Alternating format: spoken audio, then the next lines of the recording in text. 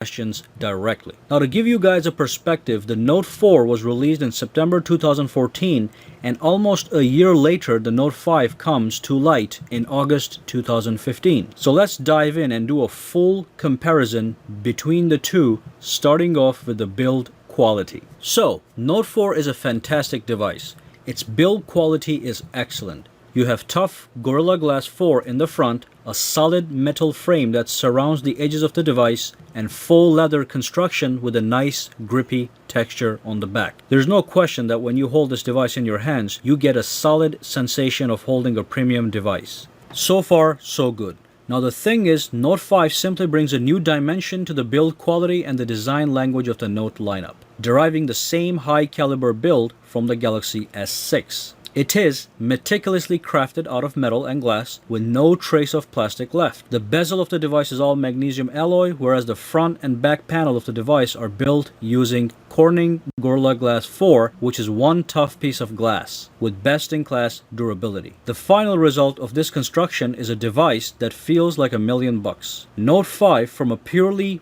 build perspective, will be an upgrade over the Note 4. Now notice that I keep saying words like build and feel, because although the actual build quality of the Note 5 is superior and the feel of the device is more premium than the Note 4, if you look at these devices just lying on the table, especially from the front side, they look virtually identical. Only when you get up close and personal and hold the device in your hands does the Note 5 shines exclusively. Now obviously the lack of the faux leather offers virtually no grip, and it is an ambush for fingerprints. Those two things actually matter to some people. If I'm holding a $500 plus smartphone in my hands, I actually appreciate the sense of security I get knowing that it won't just glide out of my hands. So remember, you will lose that nice solid grip of the Note 4 that does have its own appeal, and you will riddle the glass back of your Note 5 with fingerprints. Now this is a problem that can be solved by a skin or a case at the expense of losing that personal touch and feel of that beautiful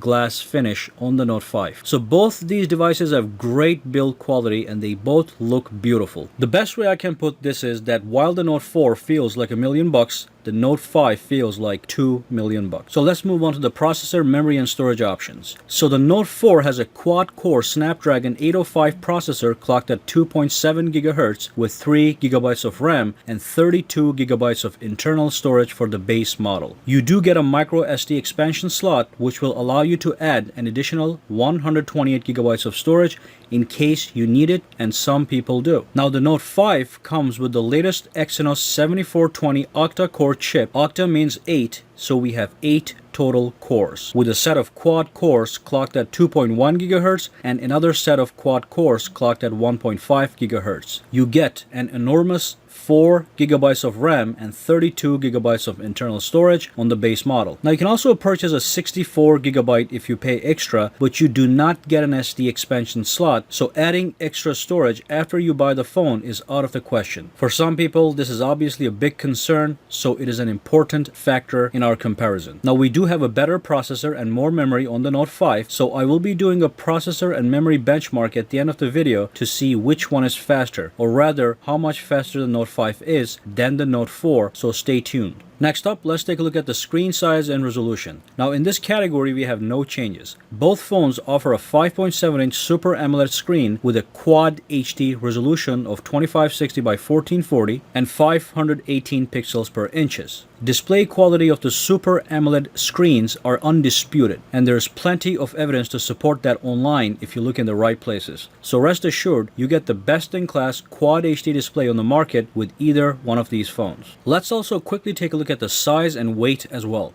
So the Note 5 is 153 millimeters in height, 76 millimeters wide, and 7.6 millimeters thick, and weighs only 171 grams. Whereas the Note 4 is 154 millimeters in height, 79 millimeters thick, and 8.5 millimeters wide, weighing only 176 grams. Quick look at the numbers reveal that the Note 5 is overall smaller and lighter, but not dramatically. And honestly, all the latest flagships these days are extremely thin and lightweight, so although I will continue to use these metrics for comparisons, I won't put too much emphasis on 5 to 10 millimeter differences and a few grams. So let's move on to the software. Now both phones run Android Lollipop with TouchWiz overlay. Overall, both phones look and feel similar. They are both fast and snappy, but you will get a little less bloat with the Note 5 due to the refined TouchWiz interface. But regardless, neither phone will disappoint in responsiveness. Now, as you know, the addition of S Pen adds an extra layer of functionality to these phones, giving you excellent note-taking capabilities, sketching capabilities, and being able to annotate virtually anything and much more. You also get access to the Air command, which is slightly different in both versions. With the Note 4, the Air command menu gives you 4 preset options. With the Note 5, you get 3 similar preset options, but you can add up to 3 app shortcuts to quickly access most used apps, which is a nice enhancement. So that's one new thing. And also the Note 5 allows you to pull out the pen and quickly take a note without even having to turn on the device, to perhaps quickly jot down a phone number or something like that. I do want to conclude here that either phone is a productivity powerhouse that allows for excellent split screen multitasking and S Pen functionality that we have mentioned above. Additionally, you get all the benefits of an Android operating system, which allows for extensive customization and personalization. Let's move on to the camera. So spec-wise, we have nearly identical cameras. We have 16 megapixels rear-facing cameras on both the Note 4 and 5 with optical image stabilization. Note 4 has an f2.0 aperture,